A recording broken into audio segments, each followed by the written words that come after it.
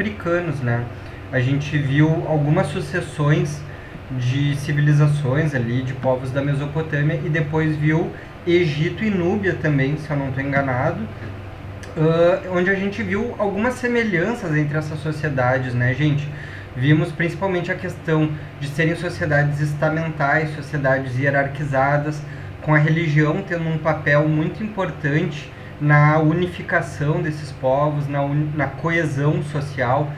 A religião tinha uma questão muito importante dentro da política, dentro dessa coesão social. A gente viu também que envolviam também essas sociedades com um desenvolvimento da agricultura próximos dos rios e algumas questões de pastoreio também, isso principalmente a gente viu com os hebreus, que foi um pouco do que eu falei também, né, dos hebreus e dos persas, que ficam mais para a região ali do Oriente Próximo, próximo do Irã, da Palestina e de Israel. Então vimos algumas semelhanças entre esses povos, que é o que a gente estava conversando agora, eu e a Thay, que eu acho que é o principal que tem que ficar para vocês, sabe, gente? Tem algumas questões de data, algumas questões específicas de cada povo que é legal saber, mas o mais importante que a gente estava comentando é que vocês tenham ideia sobre a característica dessas primeiras sociedades, dessas primeiras civilizações, primeiras cidades, que vão ser essas características que eu estava elencando para vocês. Então não fiquem se apegando muito também a alguma dinastia específica, alguma questão muito particular de cada povo, tá? Ficou alguma dúvida da aula de ontem? Ou podemos dar início na aula de hoje? Alguém não estava também? Se não estava, a aula está gravada, já está no YouTube, tá? Na playlist da história. Mas vamos ver, todo mundo que está na aula de hoje estava na de ontem? Sim, a gente estava falando dos hebreus, que vão dar origem aos judeus, né? Exatamente. Finalizando a questão do povo hebreu, então, a questão mais importante que eu acho que a gente deveria... em que época foi escrita a Bíblia? A Bíblia são diversos livros, né? A Thay pode me corrigir se eu estiver falando alguma asneira, mas são diversos livros e eles foram escritos em períodos diferentes, né? Por exemplo, tem o Antigo Testamento, que é um período anterior ao nascimento de Jesus, né? Um período que mostra o surgimento desse povo hebreu, a passagem deles do Egito para a região de Israel de hoje, né? Um período que eles foram escravizados no Egito, vai ter o Êxodo, onde eles conseguem, junto com Moisés, atravessar o Mar Vermelho e ir para a região da Palestina e de Israel. E depois tem o Novo Testamento, que ele vai ser escrito até nos primeiros séculos depois da morte de Jesus, né, Thay? Tem, acho que, escritos de 200, 300 anos depois, né? Tanto que tem até algumas diferenças nessa questão de Deus, né? No Velho Testamento, tu tem um Deus mais punitivo do que tu vai ter no Novo Testamento. São de épocas diferentes. E, se eu não me engano, o Novo Testamento ele é majoritariamente escrito pelos apóstolos, a maior parte dos textos. Uhum. E uma questão interessante também é que existiram alguns tipos de Bíblia, né? Teve alguns escritos que foram tirados, foram censurados e não fazem mais parte da Bíblia contemporânea, mas que já estiveram numa Bíblia anterior. Então a Bíblia também é uma construção histórica que passou por modificações ao longo do tempo.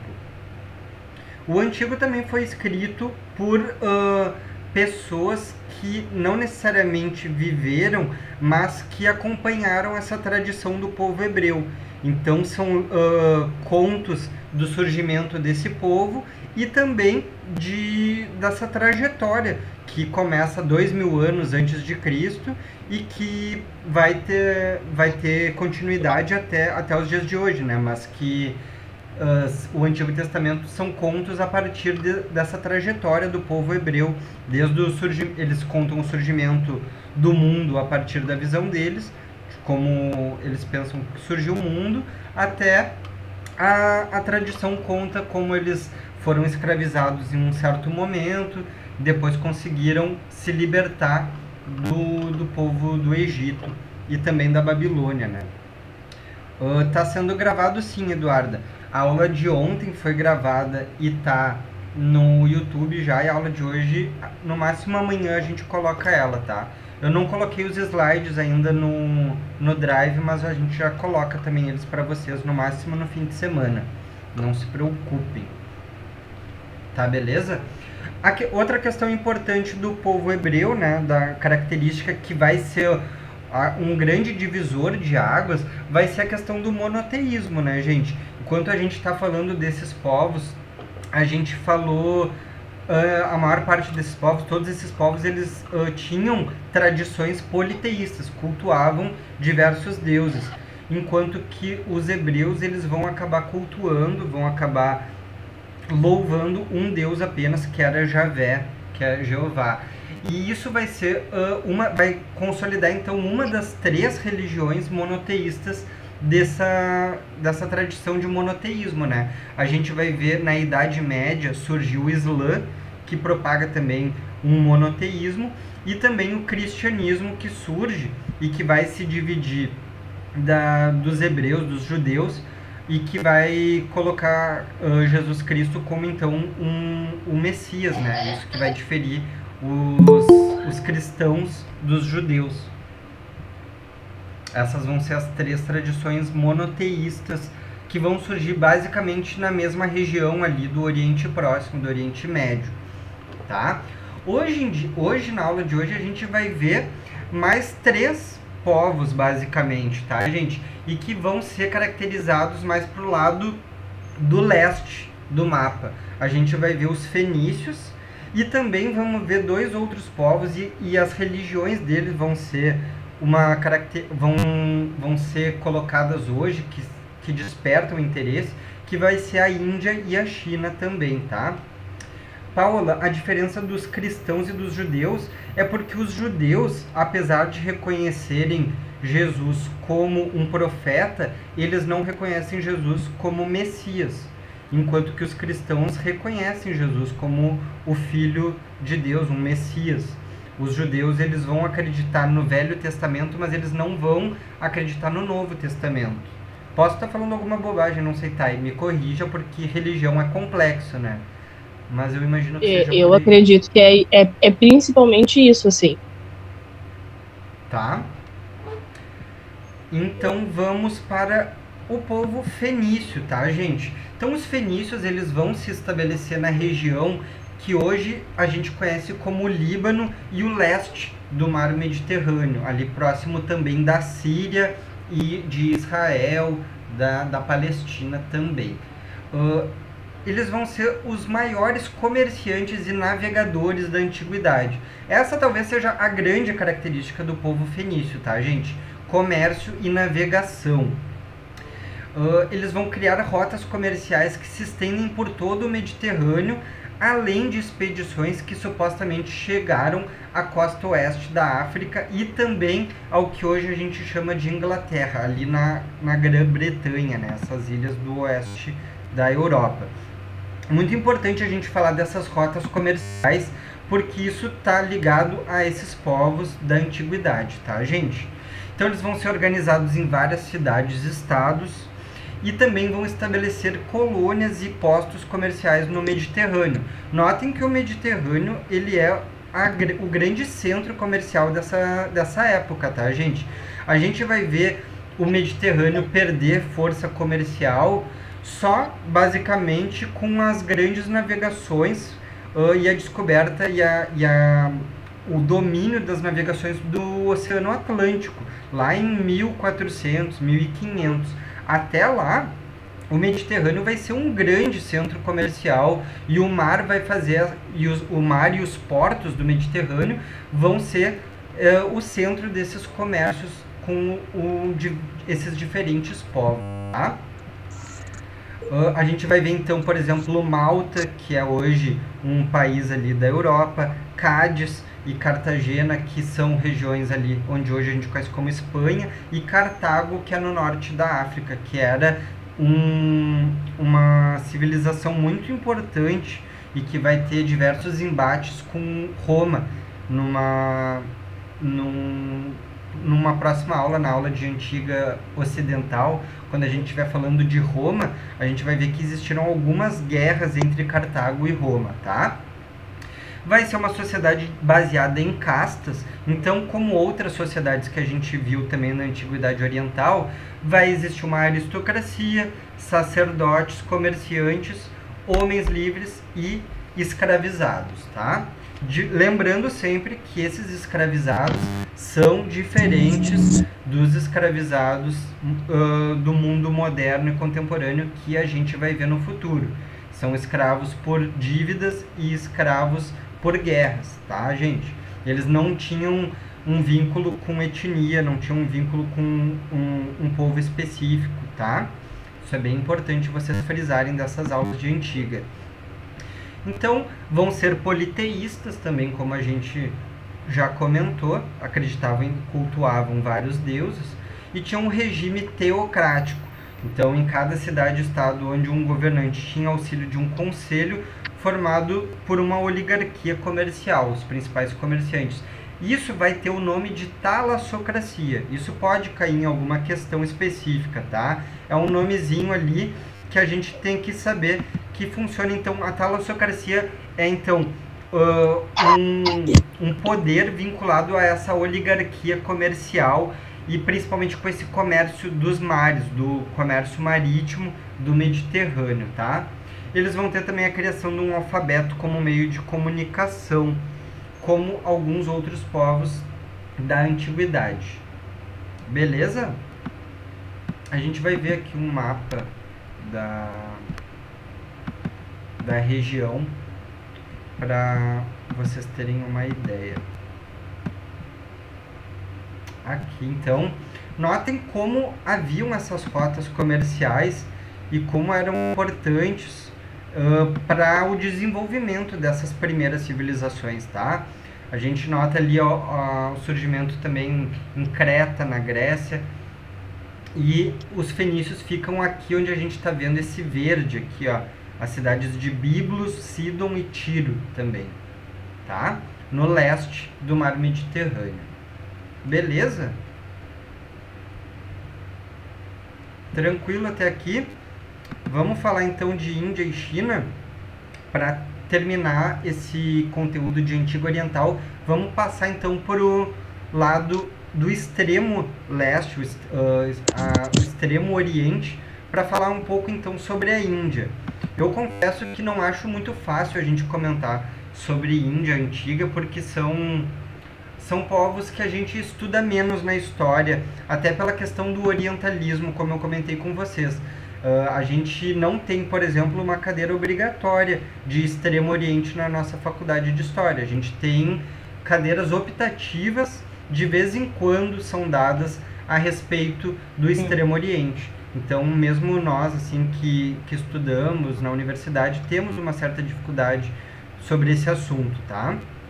Mas falando um pouco sobre Índia, a gente vai ter algumas semelhanças também com os povos da Antiguidade Oriental. Ela vai ser formada próximo a um rio, o rio Indo, que era habitado por nômades de caçadores e coletores, e vai se formar na região próxima ao rio algumas cidades, tá, gente? Então, vão existir principalmente duas cidades na Índia antiga, que vai ser Mohenjo-Daro e Harappa, que vão chegar ao nosso conhecimento pelas ruínas dessas cidades que os arqueólogos conseguiram descobrir. Por que isso, Paola, de a gente não conseguir estudar tanto as sociedades do Extremo Oriente, tu fala? Se for isso o caso, é referente a exatamente o que a gente comenta sobre uma história muito eurocêntrica, muito ocidental, que a gente tem tentado romper, e os nossos professores e as pessoas vinculadas à história cada vez mais buscam romper com esse eurocentrismo, mas que ainda é muito forte, sabe? Então a gente acaba estudando muito mais Roma e Grécia, muito mais sociedades ocidentais e muito mais autores, inclusive.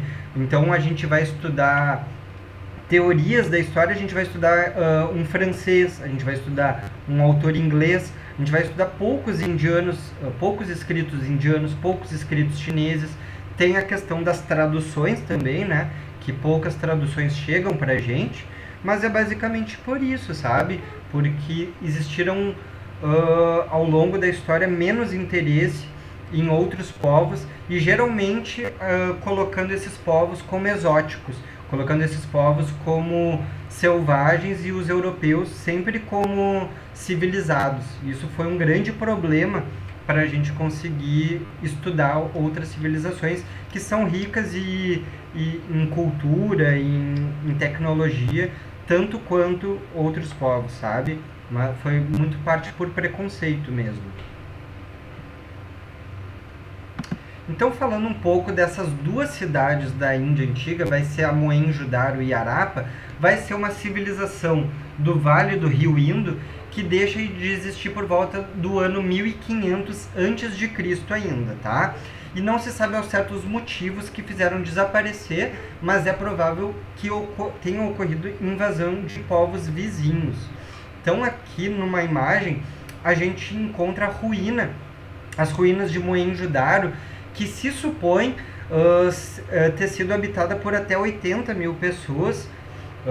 Eram construções que utilizavam tijolo cozido e que tinham um sistema de abastecimento de esgoto e de água e um planejamento simétrico das suas ruas. Notem então que para o seu tempo era tão desenvolvido ou até mais do que outras cidades do Ocidente.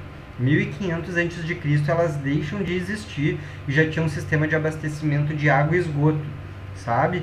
Então, bastante evoluídas para o seu período histórico. A gente vai ver, depois dessas duas cidades deixarem de existir, que vão ocorrer então um período que a gente conhece como a civilização védica, que vai durar por 1000 anos.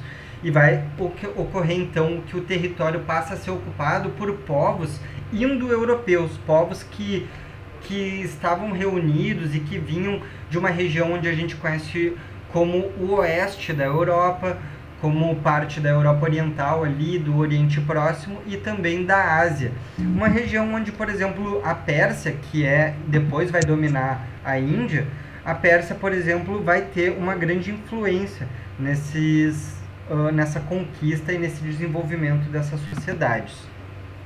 A língua se assemelhava também à língua falada na Índia, que era o sânscrito, né? E reunia entre 1500 e 900 a.C. alguns objetos que foram encontrados pelos arqueólogos. E as grandes fontes, então, que narram a história indiana desse período vão ser conhecidos como os Vedas, que são hinos escritos em sânscrito e se dividem em 4 etapas. Então, vão ser essas fontes documentais que são hinos religiosos que vão dizer um pouco para a gente a respeito da sociedade indiana. E além do idioma, a Índia foi impactada também por outras crenças, costumes e organização social desses povos indo-europeus.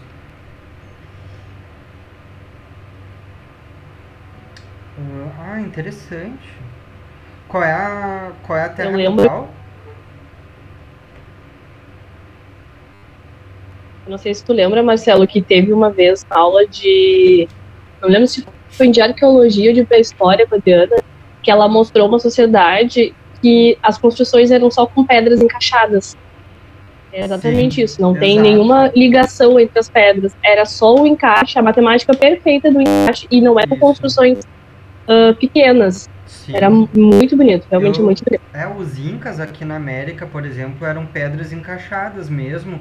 É uma tecnologia... Isso! É uma tecnologia que as pessoas não conseguem saber até hoje como era feito, porque não tinha cimento, né? E as pedras tinham, parece que eram calculadas os ângulos, o peso, para se manterem em pé até hoje, os dias de hoje. E os engenheiros e arquitetos de hoje em dia mesmo não sabem dizer como eram carregadas, porque muitas dessas sociedades não conheciam a roda, por exemplo, mas elas eram levantadas de alguma forma e encaixadas de forma que não necessitava de cimento, sabe? É parecido também com essas sociedades antigas que a gente está trabalhando e que notem o desenvolvimento mesmo, né? Notem a capacidade deles.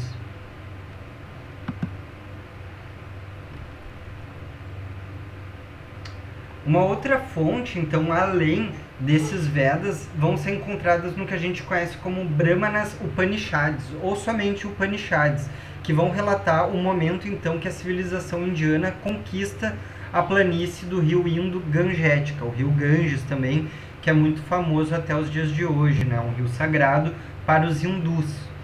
Além de fazer menção à formação e expansão da Índia, esses documentos são de grande proveito para a compreensão das influências culturais que dão origem à sociedade hinduísta. É justamente quando observamos a organização da sociedade indiana em castas. E é muito interessante a gente saber essa questão das castas na Índia, que dura até os dias de hoje, né? É uma forma de discriminação social, de hierarquia social muito marcante e que vincula, a Thay também pode me corrigir se eu estiver errado, mas vincula muito uma relação relacionada à pureza de uma casta em relação à outra e vinculada ao trabalho também.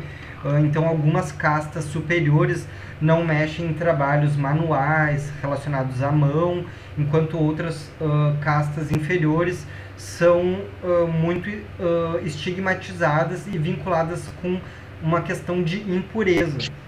Então é bem complicada essa questão das castas, né?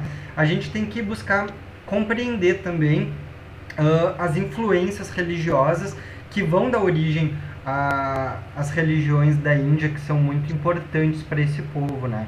Mas que as castas vão ser um grande destaque para essa sociedade, vinculada também a essa hierarquia social, tá? Então vão ter castas superiores e castas inferiores. A gente acaba conhecendo aqui de uma maneira às vezes um pouco estereotipada em novela e tal, né?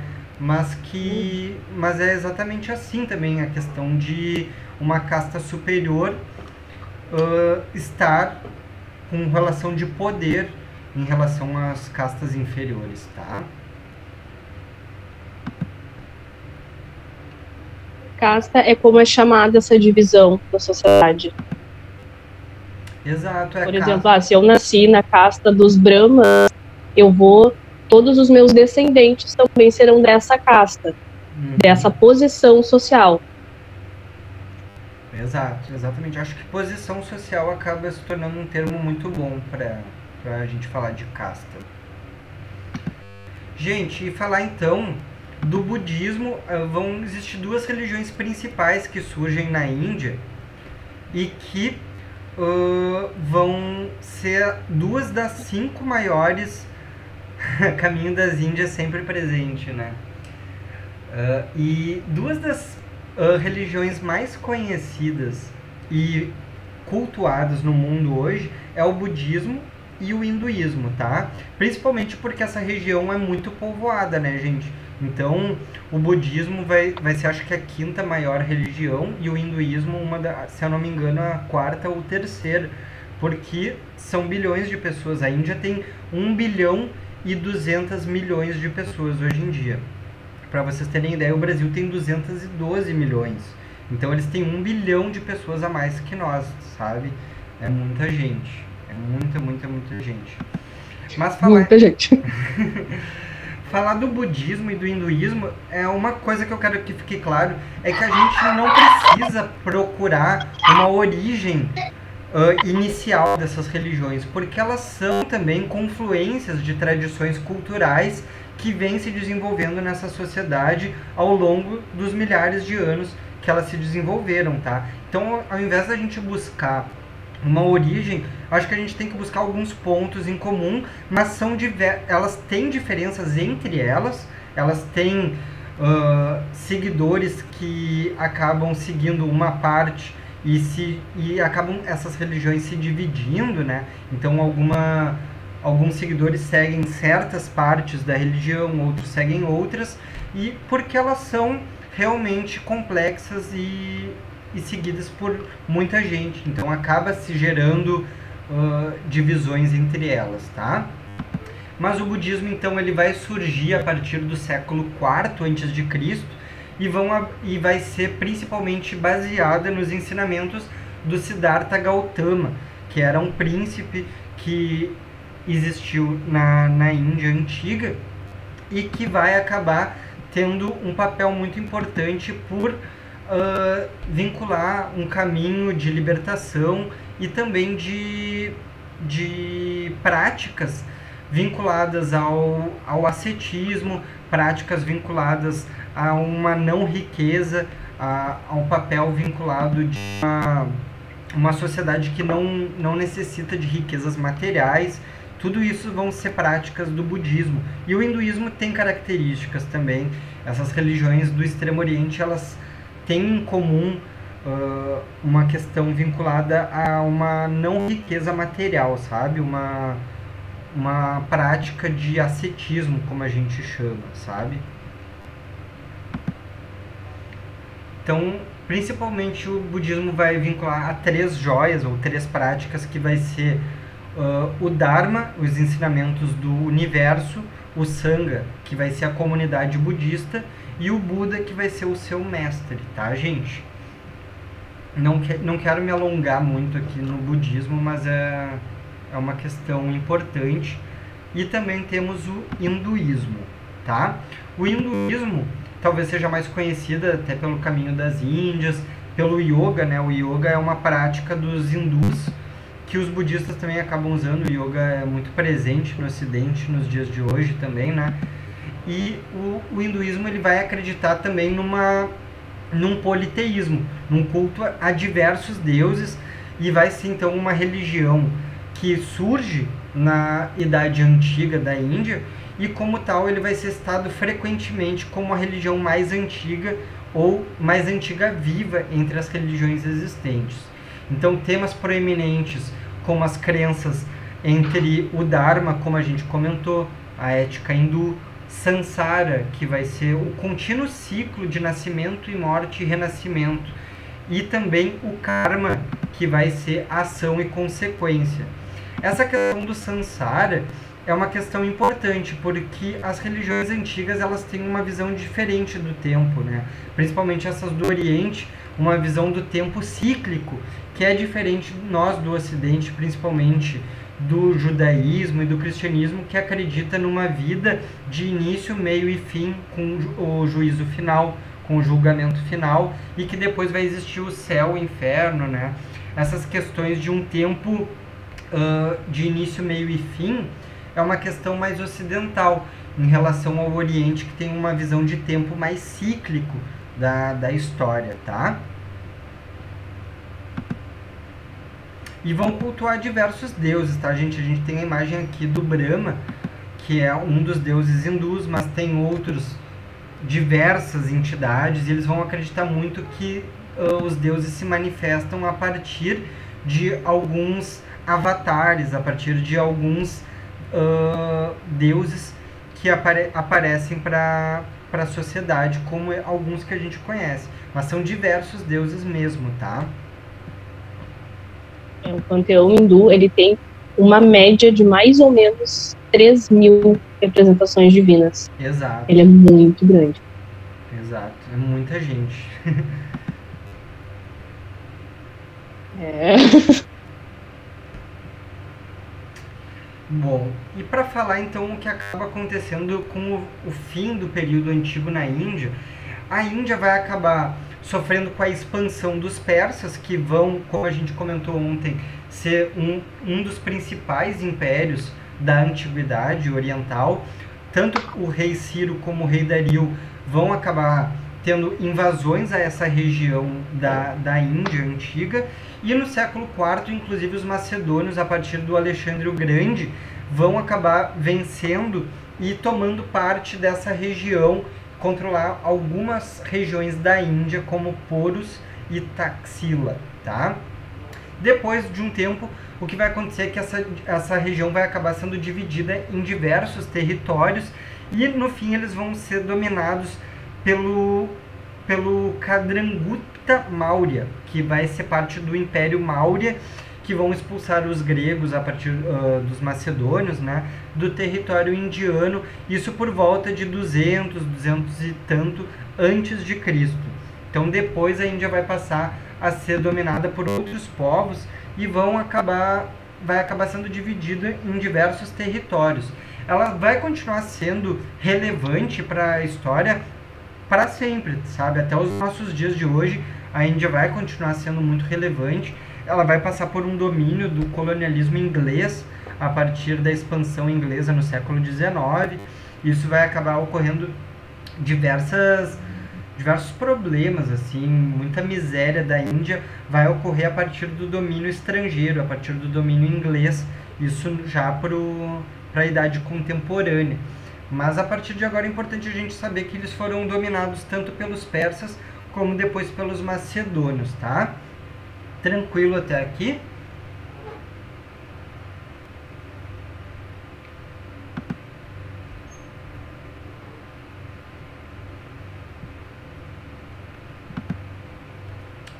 Beleza pura. Falar um pouco então da China para a gente terminar a nossa aula e vocês ficarem mais tranquilo. Gente, a China, ela está sendo muito falada nos meios de comunicação até hoje, né? Justamente por estar se tornando cada vez mais um país em expansão e se tornando muito relevante para a história contemporânea, né? Inclusive já equiparando ao domínio dos Estados Unidos, a influência dos Estados Unidos, que era a maior influência que a gente conhecia no século XX e início do século XXI. A história da China é tão antiga como a da Índia e de outros povos que a gente viu no Oriente Próximo. Então os primeiros grupos vão se tornar conhecidos e vão acabar se juntando desde de 7.000 a 5.000 anos antes de Cristo. Eles vão se desenvolver na margem do Rio Amarelo e do Rio Yangtze, que também é conhecido como Rio Azul. Esses dois rios vão ser importantes para a formação da China. Muitos desses grupos vão se dedicar à caça, à coleta de alimentos e à criação de animais, tá? Posteriormente vão se desenvolver a agricultura, principalmente com cereais, o sorgo, a cevada sempre presente, né, gente? E o arroz também.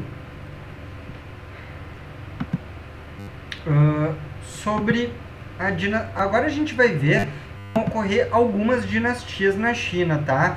Mas não é tão importante a gente ficar focando, como eu já falei para vocês, nas dinastias, e sim algumas questões específicas.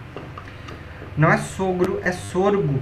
É algum tipo de plantação também. A Thay pode me socorrer aí. Eu não sei agora exatamente o que é o sorgo. Imagino que seja algum tipo de... É um grão. É um grão, né? É um tipo de grão. Beleza. É um trigo, só que ele é um trigo escuro.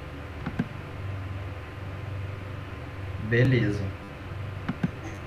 Então a dinastia Shang vai se formar lá em 1523 a.C., formando um exército poderoso, uma casta de guerreiros, como a gente já comentou, e os reis, assim como outros povos também da Antiguidade Oriental, com poderes considerados como filhos do céu, os reis muito vinculados à religião também, tá? Sob o domínio Shang, a China vai aprimorar uma escrita, trabalhos artesanais com pedras de jade, a metalurgia em bronze e a fabricação de urnas funerárias, carruagem, combate e armas, além de desenvolver a tecelagem da seda, com a utilização de rocas, que era uma espécie de composto por rodas e manivelas, uma espécie de indústria primária, assim, de fiação, né? Uma indústria de tecidos, tá? Milho zaburro. Beleza. É um tipo de milho, sorgo. Então, gente, a China vai ser muito importante para diversas tecnologias, para diversos tipos de inovações para a história do mundo, tá? Muitas vezes, pela história eurocêntrica, como a gente já comentou, isso é apagado, mas a gente vai ver que diversas tecnologias vão ser vistas. Em 1027 a.C., algumas disputas internas vão enfraquecer o poder do Shang e vai surgir então uma nova família, que é a família Zhou, importante clã do oeste do território chinês. Esses territórios, então, do Zhou estabeleceram alianças militares com poderosas famílias e que vão dominar as regiões do interior. Isso vai ser feito em troca de armas, soldados para o exército, e a dinastia Zhou oferecia para eles parte de terras conquistadas. Com isso, os nobres do interior conseguiram aos poucos fortalecer e dominar as vastas regiões. Logo mais tarde, os nobres do interior vão conseguir ficar cada vez mais poderosos e disputar o poder entre si, minando esse poder do reino Zhou. E em 481 a.C., período que a gente estava vendo, se desenvolvia a sociedade indiana, se desenvolvia a sociedade persa, sociedade grega antiga, a gente vai ver que a China antiga estava dividida em 7 grandes reinos rivais e que vão conseguir se unir somente em 221 a.C., como o príncipe da dinastia Qin, também chamado da dinastia Qin. Eles vão conseguir assumir o poder na China como o primeiro imperador. E esse primeiro imperador, ele vai estruturar a sua dinastia concentrando o poder nas suas mãos e desenvolvendo estratégias para destruir os poderes do interior. Então, vai conseguir entregar territórios antigos a alguns chefes do interior, vão conseguir entregar suas armas e se mudarem para a capital, além de criar uma administração forte e eficiente. E uma questão muito importante dessa dinastia vai ser um padrão único de escrita e de leis para todo o império. Além disso, um grande feito dessa dinastia Qin vai ser o que a gente conhece até hoje, vai ser o surgimento da Muralha da China, que não vai ser completa nessa dinastia, mas que vai ser iniciada a partir da dinastia Qin. Então notem essas imagens, que a Muralha da China tem uma imagem antiga dela e depois uma imagem já contemporânea. Ela vai ser muito importante porque ela vai mostrar essa civilização como buscando uma defesa de povos do exterior dela. A ideia de construir essa muralha, Paola, é justamente fortalecer o império que estava sendo construído com uma escrita única, com estradas reais únicas, e que essa muralha vai fazer com que seja uma espécie de proteção contra povos invasores. Então essa vai ser a grande característica da muralha. A gente vai ver, por exemplo, no Ocidente, os romanos construindo muralhas para se protegerem também. Não é uma característica só da China, tá? Mas essa muralha vai ter essa característica de se proteger, principalmente, e conseguir gerar essa coesão do império. E talvez uma das principais dinastias que a gente vai ver nessa antiguidade vai ser a dinastia Han, tá, gente? Que vai acontecer a partir de 210 a.C., com revoltas internas. E sob o comando da dinastia Han, a China vai passar por um período de prosperidade, uma administração mais justa e maleável que a da dinastia anterior, com conquistas militares que expandem o território e também conseguem ter um sistema de seleção para cargos de governo, que antes eram feitos apenas para nobres. Então agora vai ter uma espécie de concurso para postos do governo. A gente vai ver também que o imperador da dinastia Han vai enviar tropas para combater os hunos, que eram um povo muito guerreiro da região da Ásia Central, e que nesse momento a China vai ter contato com o Império Romano.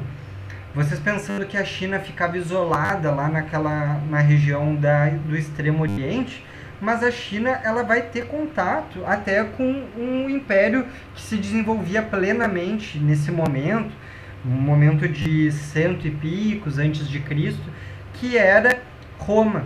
Roma, então, vai ter algumas ligações com o Extremo Oriente, principalmente pelo que a gente conhece como a Rota da Seda, que ela vai existir até o período medieval e moderno, tá, gente? E tem gente falando hoje em dia, inclusive, numa nova Rota da Seda, porque são trocas comerciais que existem desde o Extremo Oriente, da Ásia, até o Ocidente europeu, tá? Passando pelo norte da África. Eram rotas comerciais que envolviam, então, tanto pessoas passando informações e culturas entre si, como também moedas, espécies de alimentos, espécie de grãos, enfim, informações como um todo, sabe, gente? Então, essas rotas comerciais a gente tem que entender que elas não são apenas um comércio de imediato entre si.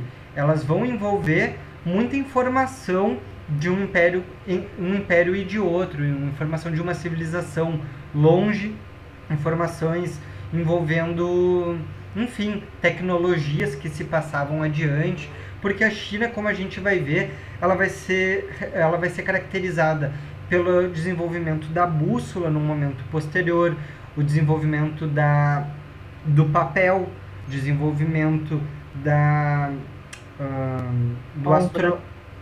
pólvora, né? Muito importante para o Ocidente também.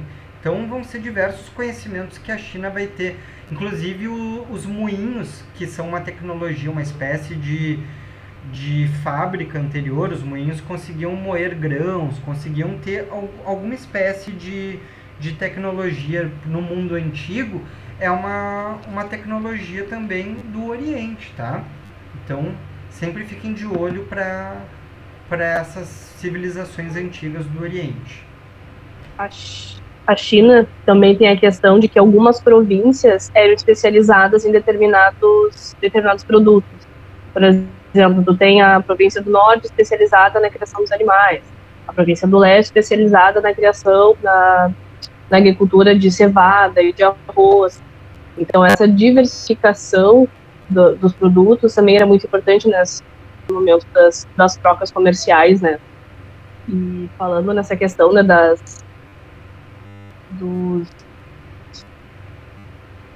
enfim, né, da agricultura, os moinhos, os chineses, eles tinham a questão da rotação de culturas, que é para não dar um enfraquecimento do solo. Isso também favorece muito a questão da subsistência, né, gente? E depois a gente só vai ver isso de novo, se eu não me engano, mas não me corrija, lá na Idade Média. Sim, exatamente. Perfeito. Então, assim, é um povo que teve diversos avanços para a humanidade como um todo, porque esses avanços, pelas rotas comerciais, iam sendo divulgados, iam sendo passados adiante. Tá bom? Alguém pode perguntar por que o nome Rota da Seda, né? É porque também existia uma questão que eram as sedas como artigos luxuosos, tecidos luxuosos que passavam por esse caminho também. Aqui temos um mapa mostrando um pouco das dinastias e também da expansão ou retração dessa sociedade, tá? Notem também a muralha da China indo até uma parte da Ásia Central. Então, uma construção que cresceu demais, beleza? Se eu não me engano, tem um próximo mapa também. Essa aqui mostrando um pouco sobre a Rota da Seda, né? E sobre essas informações que circulavam ao longo da Ásia, da África e da Europa, tá? Então, é basicamente isso, assim, um pouco sobre a China. E falar, então, assim, um aspecto geral da sociedade. Na China, a gente vai ver uma hierarquia muito rígida, acima de todos o imperador, como também famílias de nobres, altos funcionários imperiais, coletores de impostos, chefes de polícia e os mandarins, que eram funcionários do Estado, né? Compondo as camadas médias estavam artesãos, comerciantes e funcionários públicos, e na base, como também em outras sociedades que a gente estudou, camponeses, tá, gente? Cultivando a terra e as terras de famílias de nobres em troca de colheitas também. Então nada também muito diferente do que a gente viu ao longo da última aula. Pessoal, só para avisar vocês que a gente está se passando, mas é porque vocês são liberados depois, viu? Vocês não terão mais aula. Ah, exato. A Prof. de Bio não vai conseguir, né, colar hoje. Ela acho que vai fazer Isso. ela vai falar com vocês depois. Mas daí a gente termina agora a aula, daí vocês vão estar free, liberados no sextou. Não sei se ela já não avisou. Não vai. Não vai ter bio. Tá? Mas para terminar, então, vamos falar dessas duas religiões chinesas que vão ser bem importantes para o povo chinês e para a gente entender essa sociedade. Uma delas é o taoísmo. O taoísmo ele vai ser organizado por meio das obras de um filósofo chamado Lao Tse, que significa velho mestre, e os seus valores vão ser relacionados então à compaixão, respeito à natureza, valorização de um modo de vida simples e aceitação da transitoriedade da vida, tá? Muito semelhante a algumas outras religiões do Extremo Oriente, como a gente comentou. O taoísmo, então, ele vai crer nessa concepção de universo controlado por duas forças, conhecido também como Yin e Yang. Uma simboliza a passividade, a noite, o frio, o feminino, enquanto a outra simboliza a atividade, o dia, o calor e o masculino, que vão formar uma unidade de equilíbrio, tá? Os ensinamentos do Lao Tse, então, vão atrair muitos camponeses e trabalhadores da China. Então, todo mundo acho que conhece o símbolo do Yin e Yang, né? Vem daí, tá, gente? E uma outra religião muito importante para a gente compreender a China vai ser o confucionismo, que vai se originar da ideia de um filósofo chamado Confúcio, que vive nos anos entre 550 e 470 a.C., e vão ser valores vinculados com humanidade, senso de justiça, conhecimento, integridade, e vai ser muito vinculado a respeito, tolerância e culto aos antepassados, tá, gente? Então ela vai ser uma religião muito vinculada com uma religião de respeito aos superiores, uma religião de obedecer pais, obedecer idosos, servos obedecerem senhores e patrões. Vai ser muito vinculada com obedecer algumas regras e hierarquias, tá? Estruturas familiares, estruturas de poder. Então é muito importante para a gente entender a China, a gente entender o que é o confucionismo, que é uma estrutura, uma religião que estrutura uma sociedade, tá, gente? O respeito a tradições e a hierarquias. Então, eu acho que a gente não vai conseguir entender China sem entender o que foi o confucionismo, que é muito importante para essa sociedade. Tá bueno? Não sei se a Thay quer falar mais alguma coisa, quer agregar mais alguma coisa, mas eu tenho para mim que eu acho que é isso, hein? Não, as coisas que eu tinha para me meter, eu já me meti. De resto, temos aqui algum material de apoio que a gente colocou, tudo 0800, tá no YouTube, alguns documentários, tá? Tem sobre o Egito, tem sobre a Núbia, Reino de Kush, Império Persa, tudo de grátis para vocês se divertirem no fim de semana também, tá, gente? Quem é que não quer no fim de semana assistir um documentário sobre o Egito Antigo? Então, já tem uma programação aí, tá beleza? Mas assim, ó, da minha parte é isso.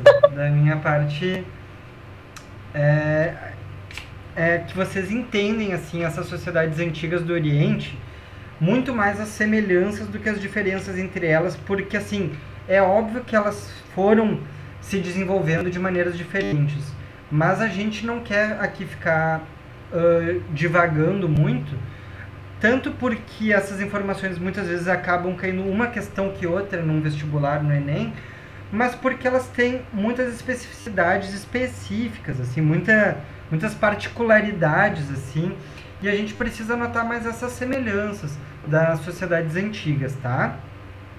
Então, Da minha parte é isso mesmo, meu povo. Agora, pelo que vocês viram, não vamos ter bio, mas é isso, velho. Vocês podem tirar alguma dúvida que queiram, se não, estamos tranquilos.